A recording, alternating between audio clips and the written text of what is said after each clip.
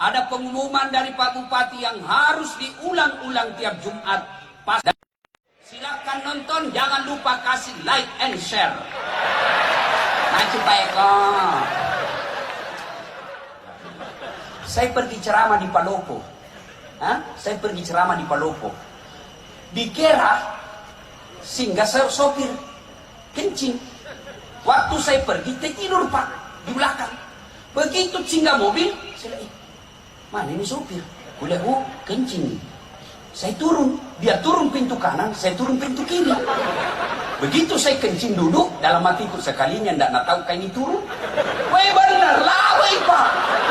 Weh, bisa naik Kak, weh. Pak, Masya Allah.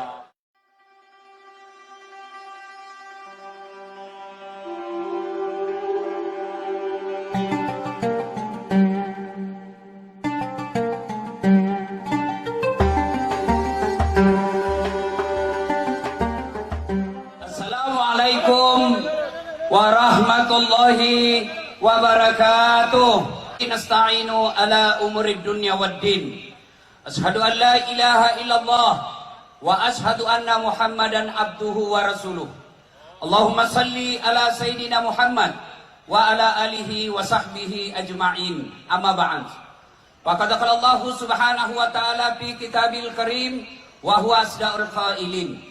A'udzu billahi minasyaitonir rajim. Bismillahirrahmanirrahim.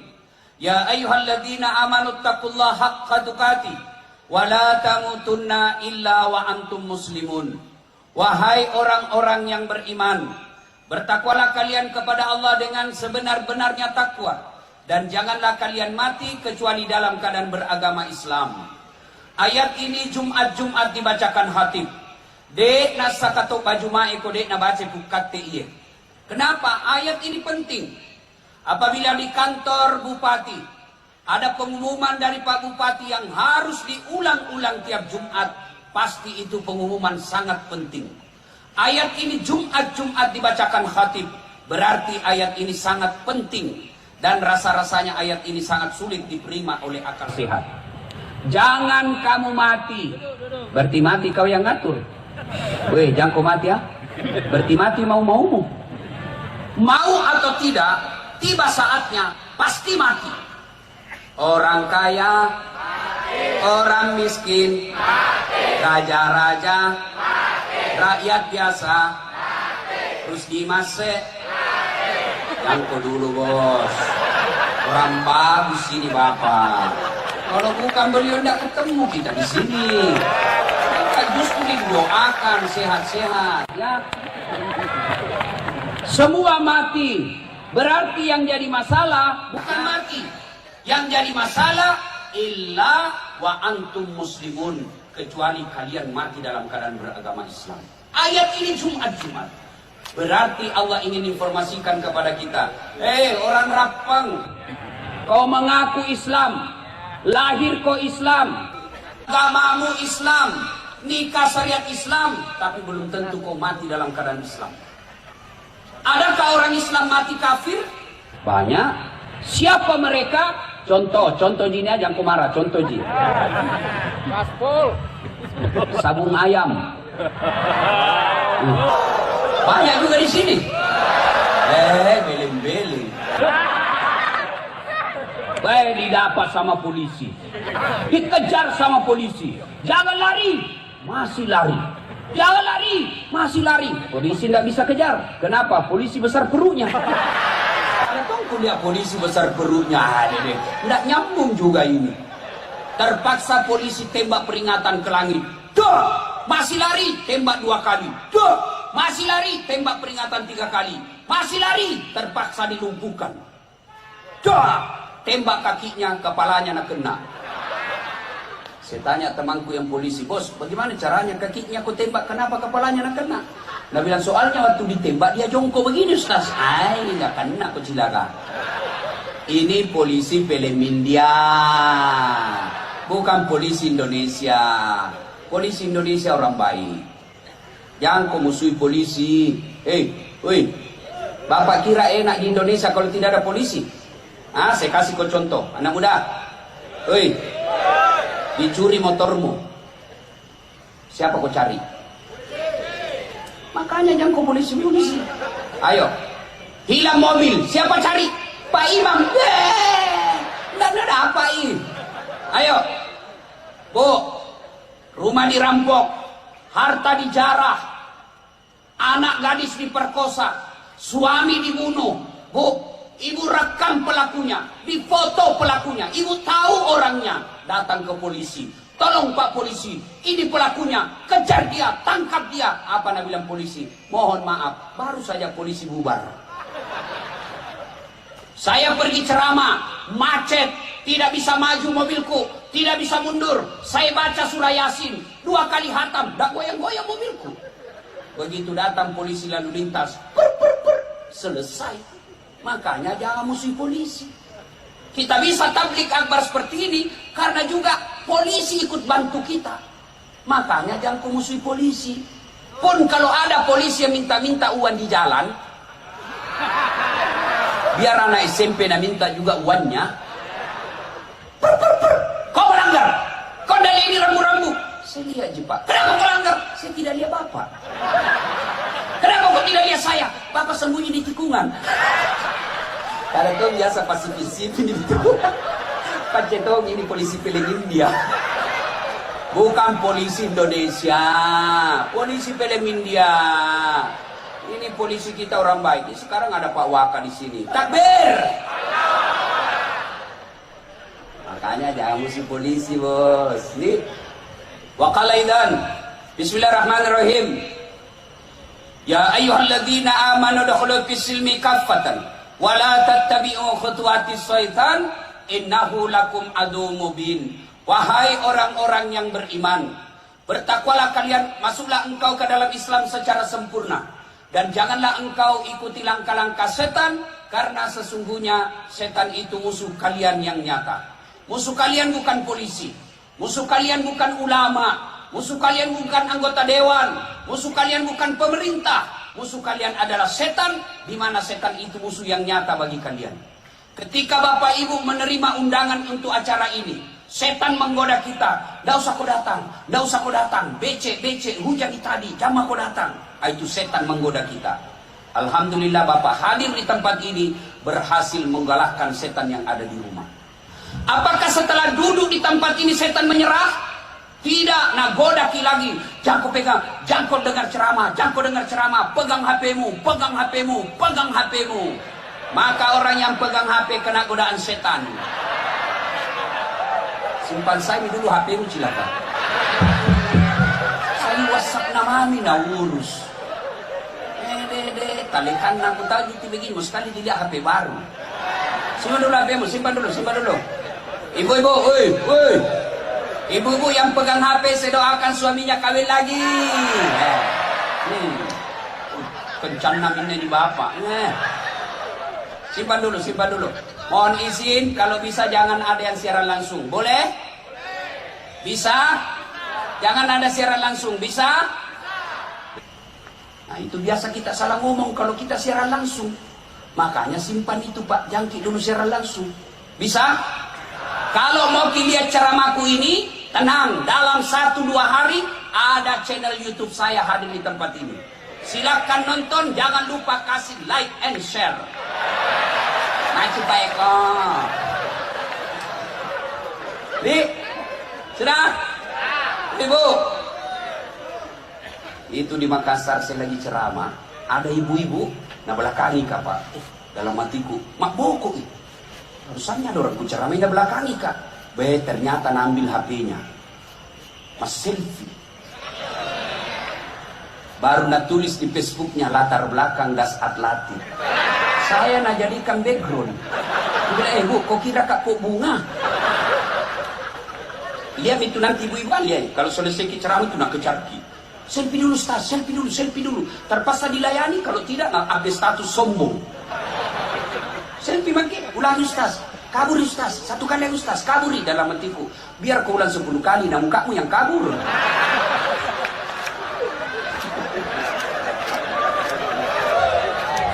Ini ibu-ibu dasar pacala-cala. Tadi saya lewat di sana, ada yang bilang, ternyata kecil di pali orangnya. Baru kan lihat langsung ini. Cuma balik tahun tadi. Baik, jelek-jelek ada lebih itu di bajunya waktu udah di YouTube. Astagfirullah. Ya simpan HP dulu simpan dulu ya. Bisa? Oke. Minta tolong jangan ada siaran langsung. Bisa? Wa qala idzan bismillahirrahmanirrahim. Innallaha wa malaikatahu yusalluna 'alan nabi. Ya ayyuhalladzina amanu sallu 'alaihi wa sallimu taslima. Sesungguhnya Allah dan para malaikatnya bersalawat kepada Rasulullah Muhammad sallallahu alaihi wasallam, maka wahai orang-orang yang beriman, bersalawatlah kalian kepada Rasulullah dengan sebaik-baik solawat. Suatu kali Nabi lagi duduk-duduk dengan malaikat Jibril. Tiba-tiba Nabi melihat ada malaikat 1 juta jari-jarinya. Adik-adik berapa jari-jari tadi? Berapa? Cacat gitu. Adakah kita toh? 20 bos. Ini malaikat 1 juta jari-jarinya Pak. Nabi kagum dan bertanya kepada Jibril, ya Jibril, siapa itu? Banyak betul jari-jarinya. Nih gaya roh, malaikat ada ya roh. Jibril menjawab, ya Muhammad, itu malaikat yang Allah tugaskan mencatat air ketika hujan di dunia. Nabi datangi malaikat itu. Wahai malaikat, apa kau mampu mencatat air ketika hujan? Ya, ku catat yang jatuh di gunung, ku catat yang jatuh di darat, ku catat yang jatuh di laut. Semua aku catat ya Muhammad. Tak setetes pun yang tidak aku catat. Kira-kira ada orang Rapang mampu catat air hujan? Biar banyak uangnya Rusdi Mas, tidak bisa nak catat. Tapi ini malaikat, dia bisa catat ini air yang hujan. Lalu malaikat ini berkata, aku catat semua. Ya Muhammad, ada satu yang tidak bisa aku catat. Magai lebih banyak jumlahnya daripada air hujan ketika hujan. Apa gerangan? Ketika umatmu berkumpul di lapangan RMS lain. Ayo, len. Kita juga pakai kisah bahasa Inggris, nah orang Bugis kibela. Nah, apa? RMS. Nah, itu nih.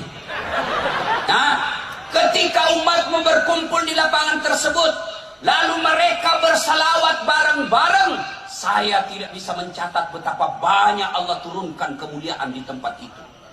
Subhanallah. Jadi kalau kita tidak bisa memperbanyak amal dengan tahajud, tidak bisa memperbanyak amal dengan mengumrahkan orang, tidak bisa memperbanyak amal dengan Senin Kamis, maka ketika kumpul seperti ini perbanyak salawat, karena di situ Allah turunkan kemuliaan yang lebih banyak daripada air hujan. Maka saya mau ajak kita dulu salawat bareng-bareng. Bisa? Sebagai rasa terima kasih kita kepada Bapak RMS yang mengumpulkan kita sini, mari kita bersalawat. Mudah-mudahan khasiat salawat itu Allah berkahi hidup beliau. Kita mulai dari ibu-ibu. Saya mau dengar mana lebih kencang suaranya orang rapeng cewek, perempuan daripada bapak-bapak. Bisa? Bisa? Yang merasa jenis kelamin laki-laki diam. Kita dengar suara dari belakang. Ayo ibu, ayo ibu, bu. Oke, ikut sama saya bu, salawat bareng-bareng, yuk. Salatullah salam ala toha senhabi. Nah, itu bukan keras, itu namanya sahdu. Suara begini yang kasih nafsu laki-laki. Makanya ibu-ibu janda, yang janda, dengar, kalau nak telepon ki suaminya orang ibu, yang ki kasih mendayu-dayu suara rata. Tergo. Waalaikumsalam. Di mana ki ibu? Di rumah aja pak. Lagi ngapain? Baring-baring. Nak kena kojoli. Coba yang tegas. Assalamualaikum ibu. Waalaikumsalam. Lagi. Ibu-ibu diam, kita dengar ini bapak-bapak. Ayo pak, ayo, adik-adik remaja nih. Ayo, selawat bareng-bareng, yuk. Salatullah salam ala toha salatullah ala yasin. Alhamdulillah, terima kasih Bapak Ibu, saudara-saudara sekalian yang insya Allah dimuliakan dan dirahmati oleh Allah Subhanahu wa Ta'ala. Sekalian, dengar baik-baik. Ini kisah nyata saya alami. Saya pergi ceramah ke Tanah Bumbu, Batu Licin, khotbah. Selesai khotbah, ada bapak-bapak kira-kira usianya hampir 50 tahun. Datang di depan saya, dia pegang paha saya sambil menangis. Ustaz, doakan saya. Kenapa Pak? Saya bangkrut Ustaz. 4 tahun saya merantau dari Sulawesi Selatan. Saya bisnis alat-alat berat di sini di Sulawesi, di Tanah Bumbu ini. 4 tahun saya sukses. 2 bulan terakhir ini Ustaz saya bangkrut. Saya mau pulang kampung, malu merantau pulang bawa utang. Saya mau tinggal di sini, dikejar-kejar saya sama yang punya uang. Doakan saya Ustaz. Saya bilang baik. Sebelum saya doakan, woi, jangan mau lihat ke sana kampungan ini. Mobil lagi itu, pacetong. Masa mobil gitu bos? Ini kok dia Nanda nakalaga aja itu sedikit. Ini juga ini MC tadi pancing-pancing saya. Jaga kok. Hati-hati. Baru 1 istriku itu masih ada 3 kuota. Hati-hati kok pancing-pancing saya ini. Saya komunitas pecinta poligami. Terancam ibu-ibu di belakang. Nah, saya bilang sama ini bapak yang curhat. Bapak mau baik kembali usaha. Mau Ustaz. Begini, lakukan. Saya tanya dulu, jujur kian jangan bohong. Bagaimana sholat tak selama ini? Wah itu dia Ustaz. Waktu nak kan dia Bugis. Waktu nak kena duit Ustaz. Jumat saja jarang. Pun kalau saya pergi sholat Jumat, paling terlambat datang, paling cepat pulang. Satu, dalam hatiku, oh ini masalahnya. Yang kedua, saya tanya lagi. Bagaimana hubungan tak kepada istri selama ini? Dah itu dia juga Ustaz. Lebih kusuka istrinya orang daripada istriku. Enak kena kolasa. Kedua, 2 mil. Yang ketiga, tolong bapak jangan bohong. Jujur pak ya. Bilang pak, bagaimana bapak terhadap bayar zakat sedekah selama ini? Selama bapak sukses, bagaimana sedekah zakatnya? Apa dia bilang? Wah, lebih banyak yang masuk panti pijat daripada panti asuhan Ustaz. Ada kena tungang kulasa bos. Yang keempat, saya bilang lagi, bagaimana bapak muliakan orang tua selama ini? Ustaz, selama saya merantau tidak pernah saya pulang kampung. Saya bilang sudah pak, jangan panjang cerita. Mau baik kembali sukses ya? Mau Ustaz. Ini mau saja 4 kita amalkan. Perbaiki sholat tak. 2 bulan kini, jujur sama istri tak, cium pipinya, minta maaf kalau perlu cium tangannya. Kenapa kok ya istrinya orang? Kenapa istrinya orang? Kenapa kalian sibuk?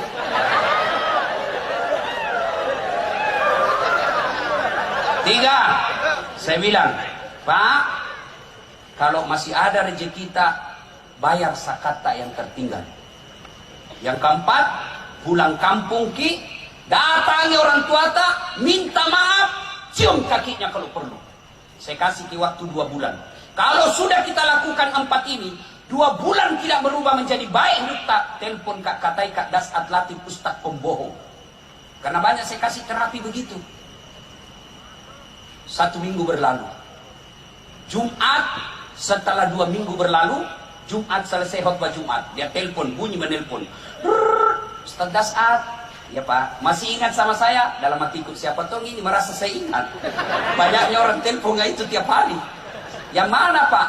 Itu Ustaz, yang di Tanah Bumbu Batu Licin. Oh, maka dia Ji. Kenapa maki?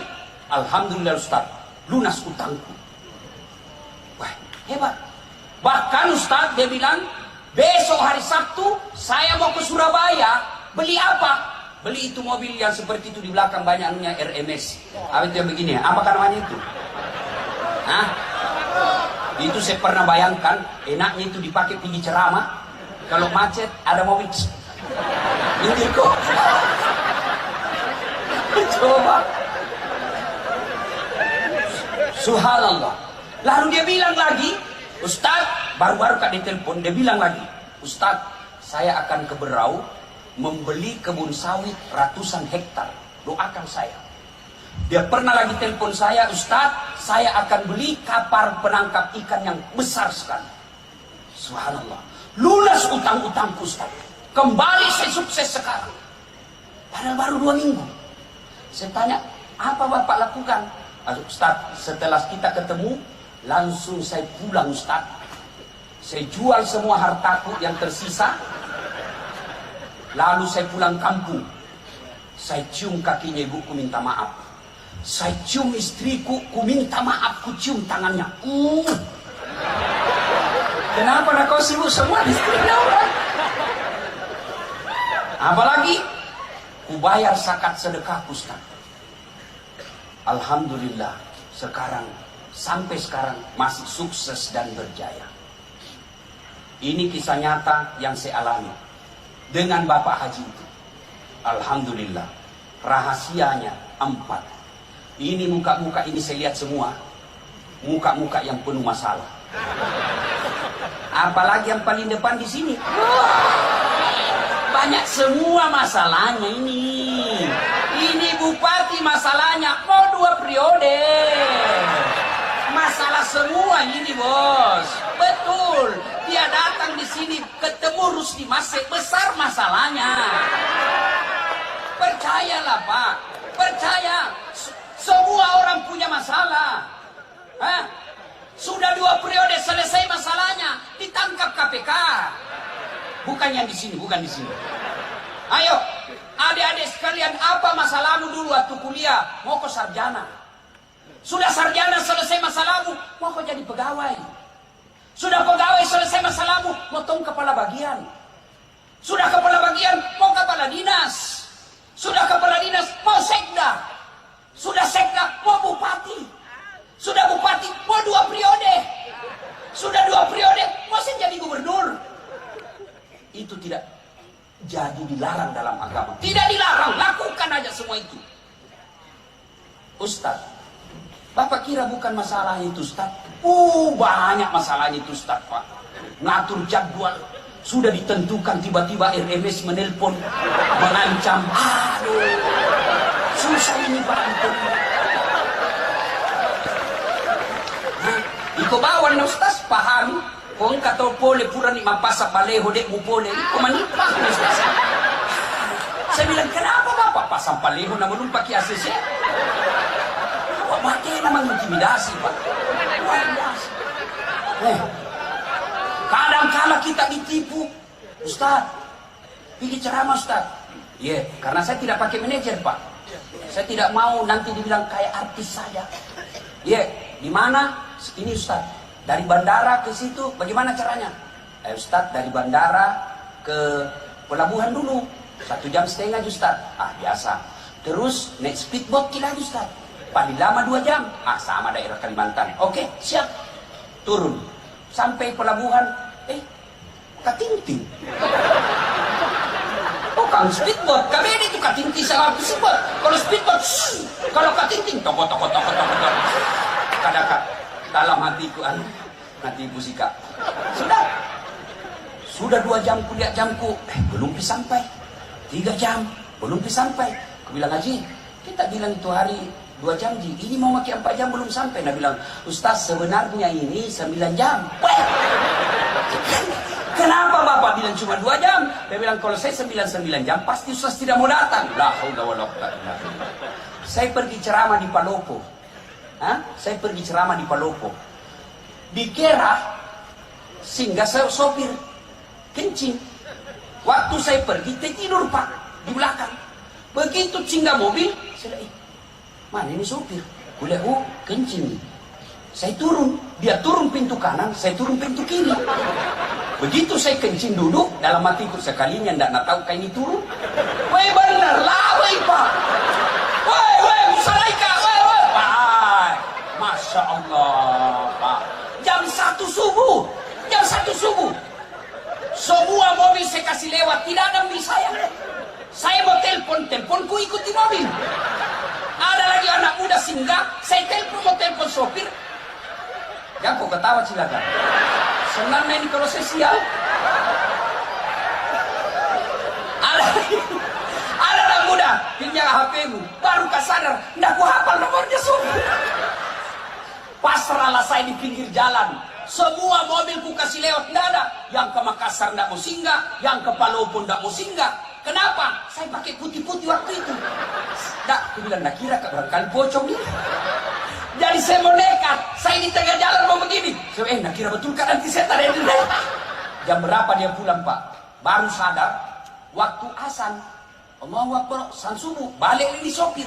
Wih, mana Pak Ustaz? Oh, dia baru balik. Jam berapa dia sampai di Kera? Jam 6.15 pagi. Mulai jam 1, pasak kuyup saya Pak. Saya mau tempelin, lebih besar dari saya. Ini sopir Pak. Yang paling saya jengkel lagi, sampai saya di kantor wali kota Palopo. Ustaz, kenapa bisa kita lupa koporta? Dalam hatiku, mak beli si sopir ini. Bukan kompor, ku lupa Pak Wali. Saya nak lupa itu sopir.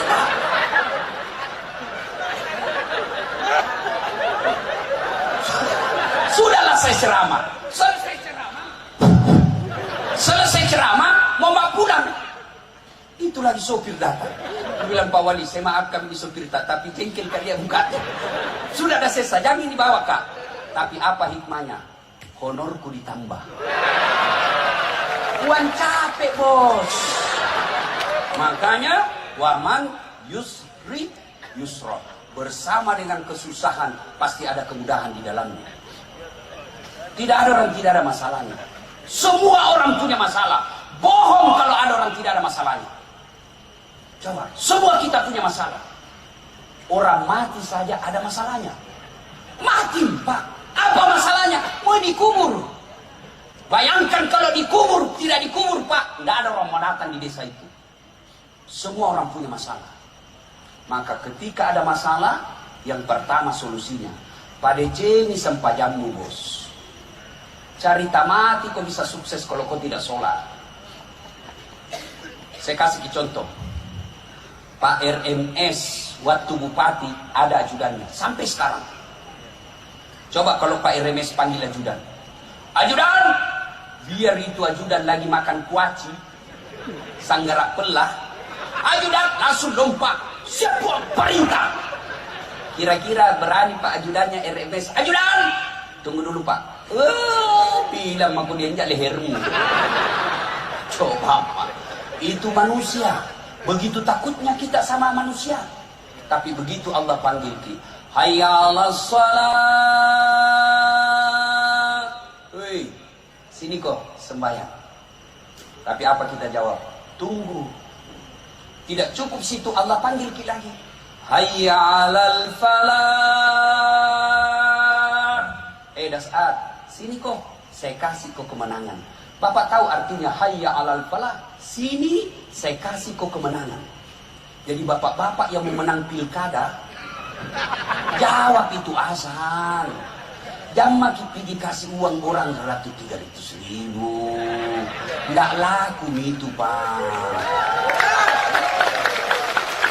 Masyarakat sekarang pintar nih Pak. Nah bilang ambil uangnya, tolak maksudnya. Kau itu semua silakan. Kau larang orang korupsi tapi kau siap menerima serangan fajar. Kemana itu Pak Guru salah. Ayo, Bapak kalau mau menang, panggilan azan, datang kalau Bapak seorang muslim. Coba lihat itu kalau anggota DPR rajin ke masjid. Dia nggak kampanye, menang Pak. Orang tahu orang baik. Kan di masjid, nah bilang pencitraan.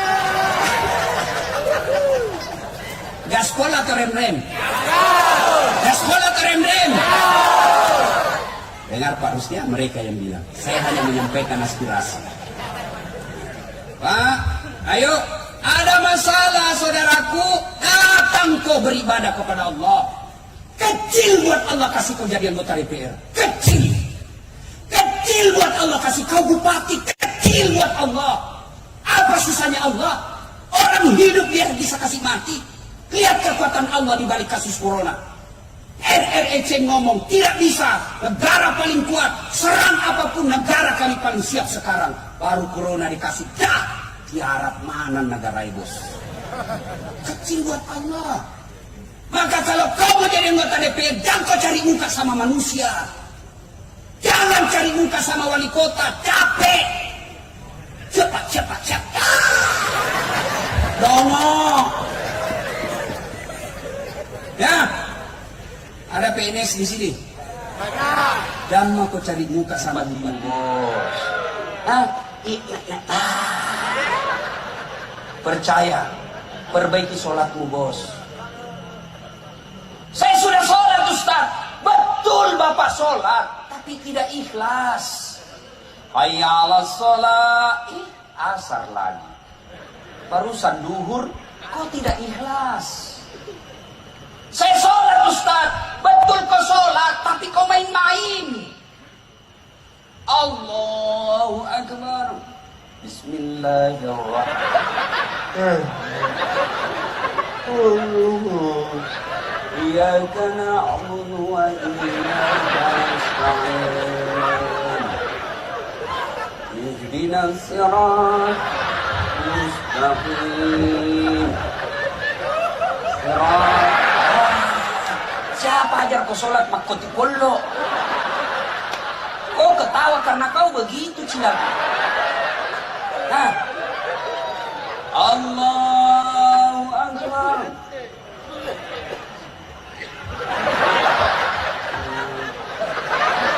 Sholat mak keju-keju.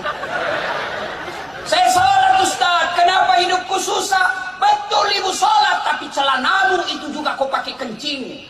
Itu juga kau pakai masuk toilet. Itu juga kau pakai futsal. Itu juga kau pakai pergi ke pasar. Itu juga kau pakai ke kantor. Itu juga kau pakai main olahraga. Lalu kau pakai lagi pada situasimu. Boleh kau ganti. Bagaimana Allah mau senang sama kamu?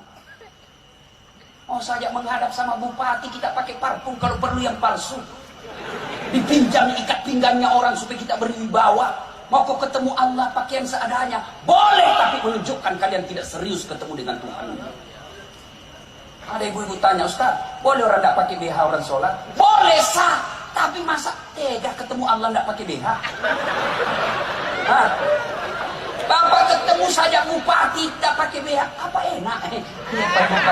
Nah rempak kok benena, rempak kurang ajar ini. Sholat tidak pakai celana dalam. Bapak-bapak, Ustaz, boleh orang sholat tidak pakai celana dalam? Boleh, tapi bagaimana itu perasaan tak kalau ruku? Jangan ketawa ibu, ini urusan laki-laki. Salatullah salamullah ala toha. Salatullah ala yasin. Kenapa dia tidak sholat? Kaya Ustaz.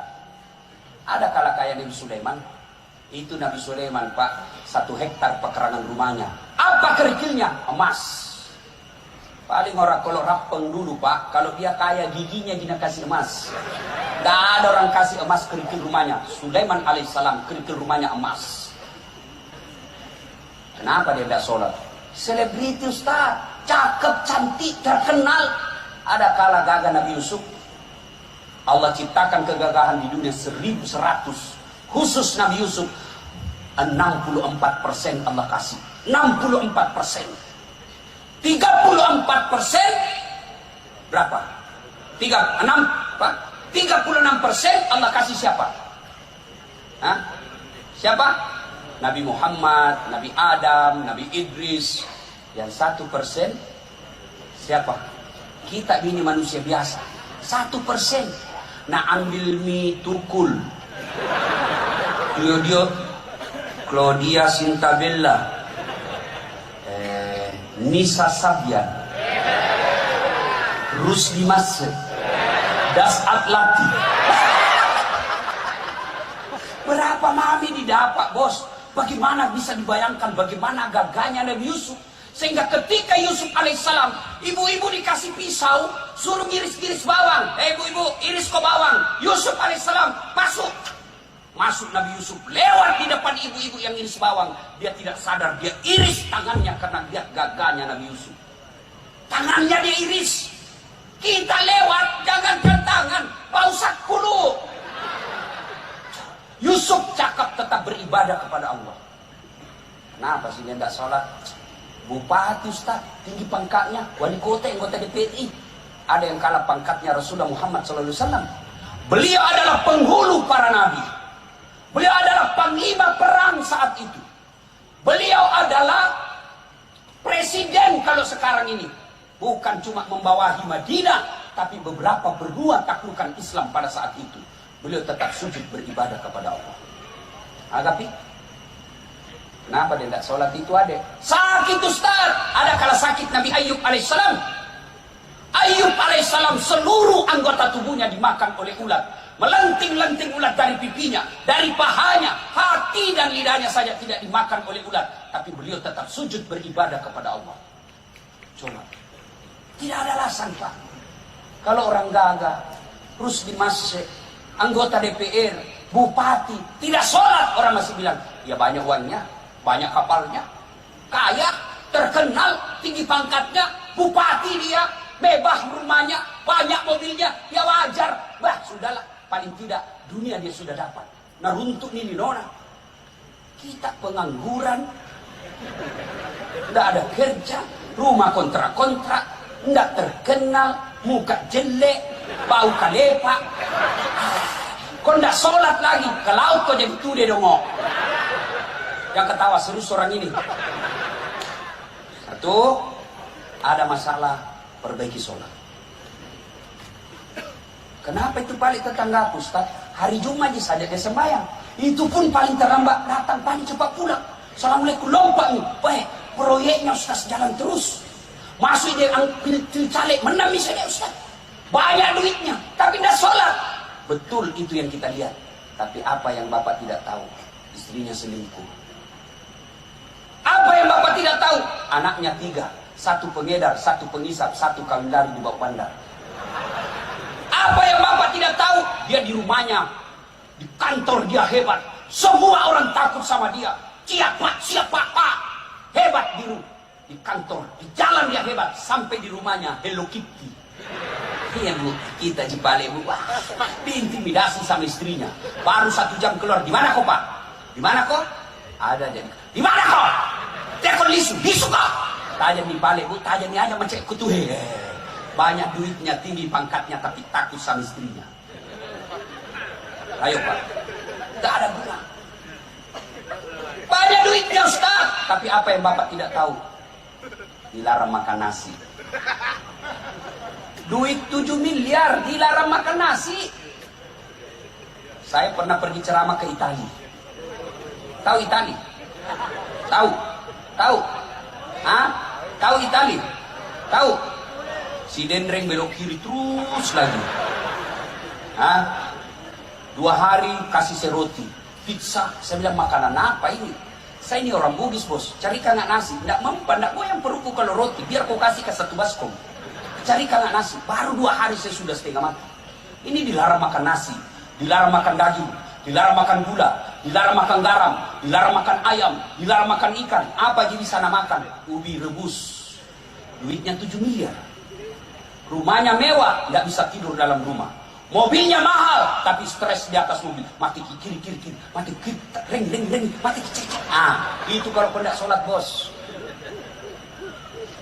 Maka, saudaraku, adik-adik, Pak, Bu, Bapak tidak usah cemas kalau anaknya sarjana pengangguran. Bapak tidak usah cemas anaknya sarjana tidak lulus pegawai negeri kemarin. Tidak usah cemas. Kenapa masuk neraka? Anakku tidak lulus PNS. Kenapa masuk neraka? Anakku kasihan tugas tambal ban. Demi Allah tidak ada pertanyaan seperti itu di akhirat. Kenapa kau masuk neraka? Anakku tidak sholat. Kenapa kau masuk neraka? Istriku tidak sholat. Kenapa kau masuk neraka? Cucuku tidak sholat. Maka risaulah ketika keluarga kalian tidak sholat. 1. 2. Kalian mau sukses. Setelah perbaiki sholat. Yang kedua, hindari maksiat. Jangan hobi dosa. Dosa buat kita laki-laki, perempuan. Dosa bagi kita bapak-bapak selingkuh. Pak, kata Nabi berwasiat, kalau kau lihat perempuan di jalan dan kau berminat kepada perempuan itu, pulanglah segera ke rumahmu. Karena demi Allah, apa yang dimiliki wanita di jalan itu sama persis yang ada di rumahmu. Tidak percaya? Periksa nanti. Yang kau ketawa anak muda, ini urusan orang tua. Coba, Pak, muliakan istri. Tidak mungkin Bapak bisa sukses kalau Bapak hianati istri. Saya bisa jadi penceramah yang bisa baik ceramah saya karena istri saya mendukung. Bayangkan kalau istri kita tidak mendukung. Kita mau pergi ceramah, bikin konsep, Pak Jaluk ya naik. Ale nak mustas. Tidak jadi konsep. Mau lagi keluar, anak nangis sambil anak. Tidak bisa. Maka kesuksesan kita seorang suami karena ditunjang oleh istri yang baik di rumah. Pak, banyak juga bapak-bapak alasan rapat, ternyata pergi merapat. Nah, tuh Pak, berapa istrinya Nabi? Berapa? Saya kasih hadiah, siapa yang tahu? Berapa? Hah? Berapa? Salah. Berapa? Berapa? 12. Ambil hadiahnya nanti sama Pak Rusdi Masya.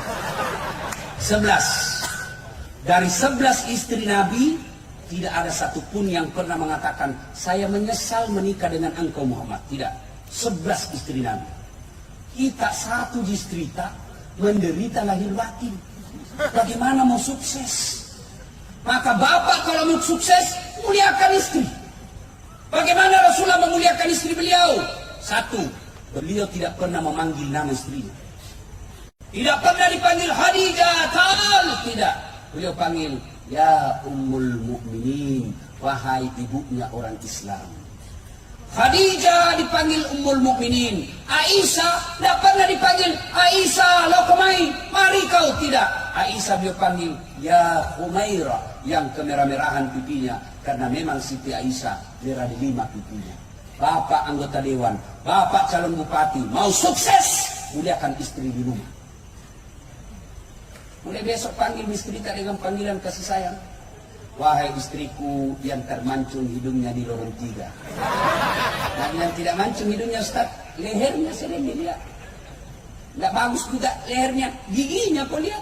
Giginya yang mancung Ustaz, ya sudah cari alisnya. Cari yang baik, jangan terlalu jujur. Mentang-mentang istri tak hitam. Belum. Belum. Ada becik deh. Nah, bilang istri tak ada penyak. Masa suami istri belum penyak? Ya, ayo Pak. Rasulullah memuliakan istri. Apalagi Rasulullah memuliakan istrinya. Demi Allah, Rasulullah sangat romantis dalam hidupnya. Apa romantisnya Nabi? Beliau kalau minum teguk, dia kasih istrinya. Hebatnya lagi, bekas bibirnya istrinya dia minum. Misalnya Aisyah minum di sini, Rasul pun minum di sini. Coba dipraktekkan besok Pak. Coba kalau anggota DPR di sini minum bekas bibirnya istri. Deh, busuna mulutmu. Coba. Rasulullah Sallallahu Alaihi Wasallam, kebiasaan beliau setiap mau keluar rumah, dia cium istrinya sebagai sedekah. Coba mulai diamalkan besok Pak. Begitu Bapak mau keluar, sedekahnya suami adalah ciuman di jidat. Jadi Bu, besok kalau mau keluar suami kita, nah lupa minta ki sedekah. Pak, sedekah. Ini dia. Jangan lama-lama. Nanti tidak jadi di kantor. Coba. Rasulullah, manusia yang sangat memuliakan istri sehingga beliau sukses. Maka politisi, anggota dewan, orang kaya, pegawai, apapun profesi kita, mulai besok muliakan istri. Cuma kita juga Ibu, jantung kisah wenang-wenang sama suami. Kadang itu ibu nakira suaminya tahanan. HP diperiksa habis. Bagaimana suami tidak serangan jantung? Baru datang langsung diperintah HP. Baru dilupa pakai password. Dilupa hapus WhatsApp. Pasti mati. Ini runtuh. Ada orang sholat, temanku cerita. Begitu dia sholat, bunyi HP-nya, nggak pakai password. Istrinya ada di rumah. Gelisah dia. Baru takbir pertama langsung bunyi. Bayangkan kalau rakaat terakhir mina bunyi, dicambuk mam cepat langsung diambil. Ini baru pertama, nggak mungkin kita berhenti sudah angkat takbir. Bunyi gelisah. Nah bilang istrinya, tanam maki pak, tidak kuangkat di HP ta. Baru lancar sholatnya. Bu, ada tahu gitu ibu-ibu paranoid. Mana tahu semua HP ta. Bagaimana kau tidak dibohongi? Pak, Bu, ada 3 bohong yang boleh. Dengar ini bapak-bapak anggota dewan. 3 bohong yang boleh pak. 1, bohongnya seseorang untuk mendamaikan orang yang bermusuhan. Boleh. Misalnya saya musuhan sama B, bapak datang ke B, salamnya dasar, padahal saya tidak pernah. Lalu bapak datang lagi, salamnya si B dasar, padahal tidak pernah. Itu bohong seperti itu boleh mendamaikan orang bermusuhan. Yang kedua, bohongnya seseorang untuk melindungi jiwa orang baik. Saya dikejar sama pemabuk, sembunyikan di rumah tak. Ditanya, mana dasar? Saya tidak tahu. Malah bapak berdosa kalau jujur waktu itu. Kejar, mana dasar? Cepat, kok ada di dalam. Berdosa pak. Yang ketiga, bohongnya seorang suami untuk membahagiakan istrinya. Boleh. Dasar pak balik. Apa ya? Begini contohnya. Bapak beli ulang tahun. Seperti Pak Ernest ulang tahun. Ibu Titi beli baju. Baju ini tidak disuka warnanya. Datang. Deng, selamat ulang tahun ke-47. Bagaimana ini baju? Nah bilang Pak Ernest, wih, bagus sekali baju. Tidak ada samanya di Sulawesi. Padahal jelek. Malah Pak Ernest bohong kalau jujur waktu itu. Selama ulang tahun Deng, ini hadiah baju untuk kita. Beli 5 ton. Apa warnanya ini? Tidak tahu warna. Berdosa bapak menyakiti hati istri. Maka bapak kalau mau bohong, bohong seperti itu. Bagaimana masakan sayang? Dia bilang, wih, tidak ada kalainya di sidra. Tidak ada samanya ini. Padahal mah pejeh. Boleh bapak bohong seperti itu. Lain itu tidak boleh. Bagaimana kalau punya istri 2 Ustaz dirahasiakan? Beratin pertanyaan.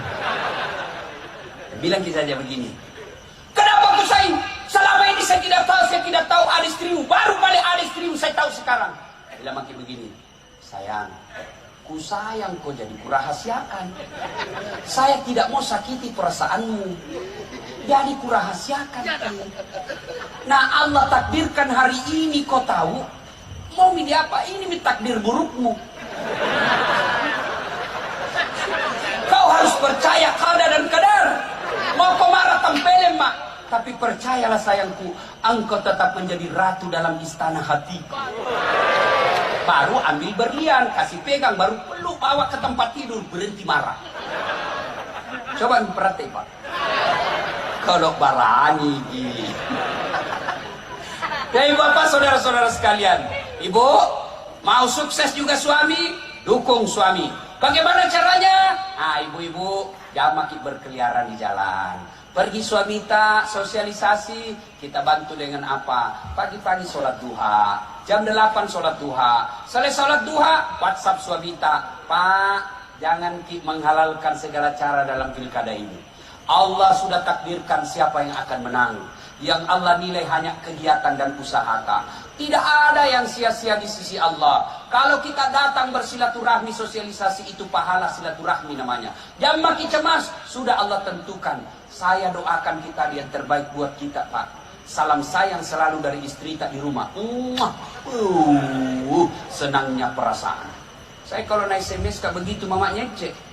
Langsung kasih lihat semua temanku di warung kopi. Beneku bos.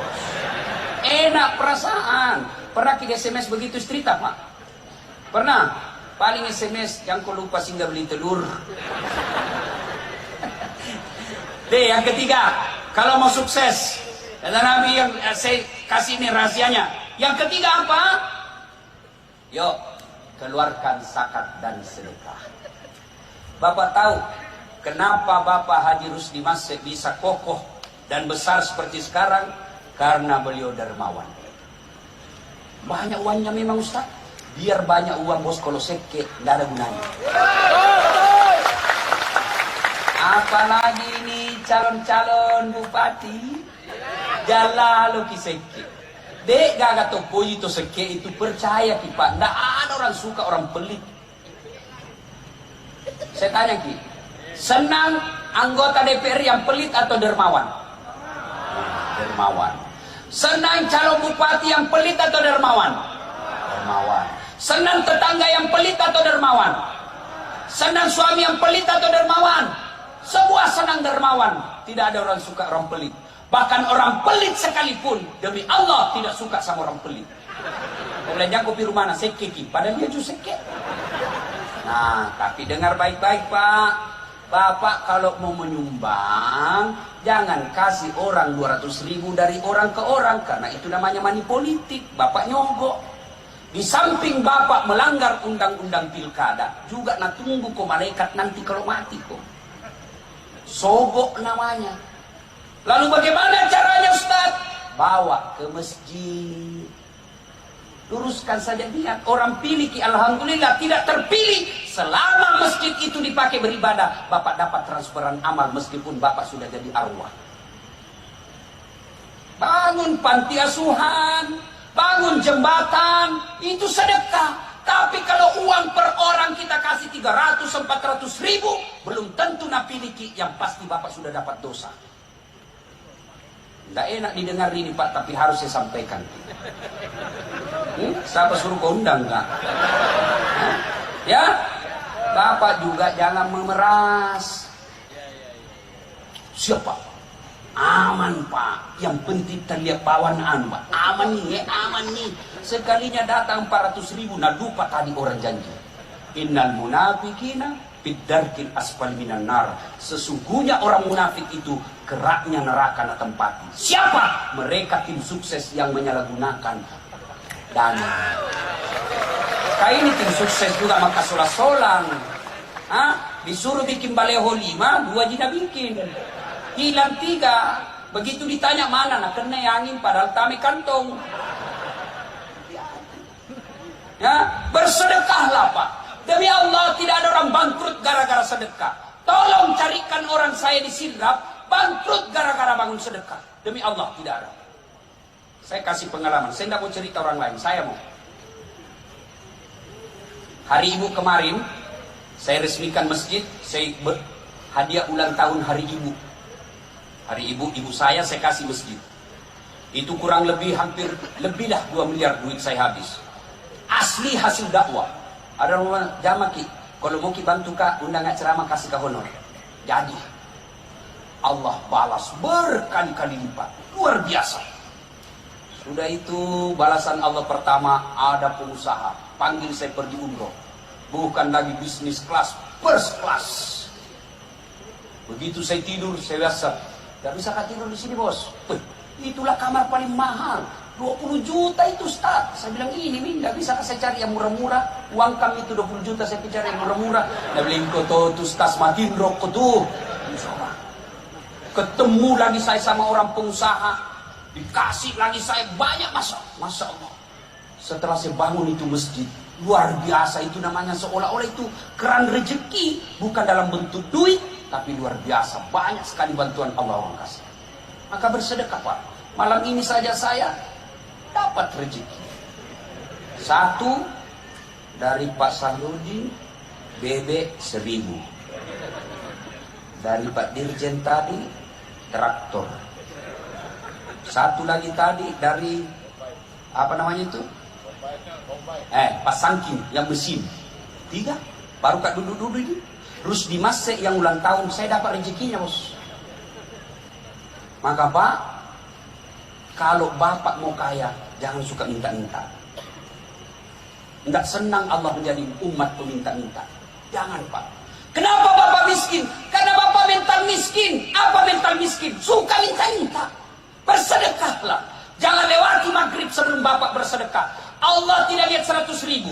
Allah tidak lihat 1 juta. Tentu sedekahnya RMS beda dengan sedekahnya kita yang pengangguran. Tapi yang penting sedekah.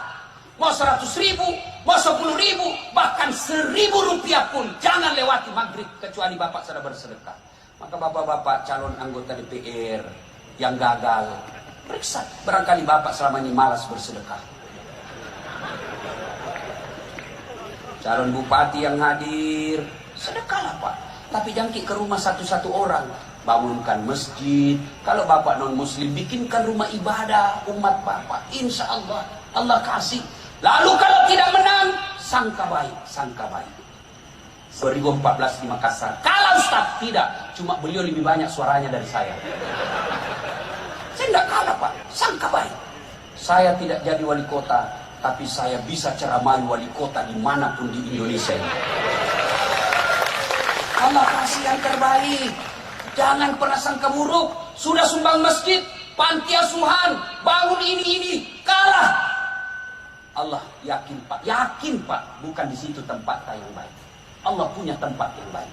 Percaya, sangka baik. Dan yang keempat, kalau kalian bapak ibu mau sukses, ini rahasia yang keempat, birrul walidain. Muliakan kedua orang tua. Sayang 1000 sayang.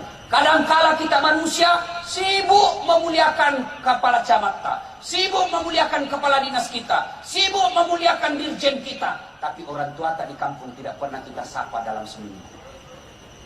Adik-adik, kalau kalian mau sukses, tidak penting keluar negeri sekolah. Tidak penting itu belajar bahasa Inggris. Sekarang ada namanya Google Translate. Biar tidak tahu bahasa Inggris, aman. Saya pergi ceramah ke Roma, saya tidak tahu bahasa Italia. Tapi begitu saya nyasar, saya cari rumah orang muslim yang halal, restorannya, saya tulis, saya ambil HP-ku, lalu saya ambil Google Translate, lalu saya bilang, tunjukkan rumah makan halal muslim. Keluar bahasa Italinya. Baru saya cari orang Italia. Mister, come here. Apa? Selesai. Ayo, kita ketawa. Saya serius ini bos. Apa yang tidak ada di HP sekarang? Kursus bahasa Inggris, tapi orang tuamu kau hina. Hina kau di hadapan Allah.